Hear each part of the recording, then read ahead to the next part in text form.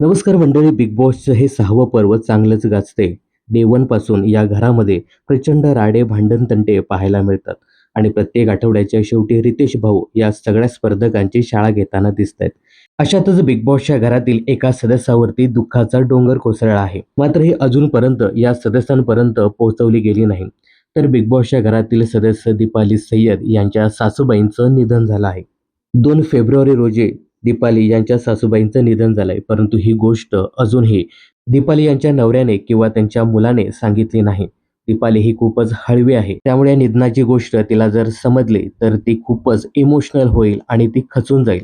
त्यामुळे ही दुःखाची बातमी अजूनपर्यंत दीपाली यांना सांगितली नाही. दीपाली जेव्हा बिग बॉसच्या घरामध्ये येणार होत्या तेव्हा त्यांनी सासूबाईंना वचन दिलं होतं की बिग बॉसची ही ट्रॉफी मी नक्कीच घेऊन येईल. मात्र बिग बॉस संपण्या अगोदरच ही दुःखाची बातमी समोर आली आहे. दीपाली यांच्या सासूबाईंच्या निधनाची बातमी दीपालीपर्यंत लवकरच कळवली जाईल असंही सांगण्यात येत आहे. तर बिग बॉसच्या घरातील दीपालीचा खेळ तुम्हाला कसा वाटतो हे कमेंट्स करून नक्की सांगा.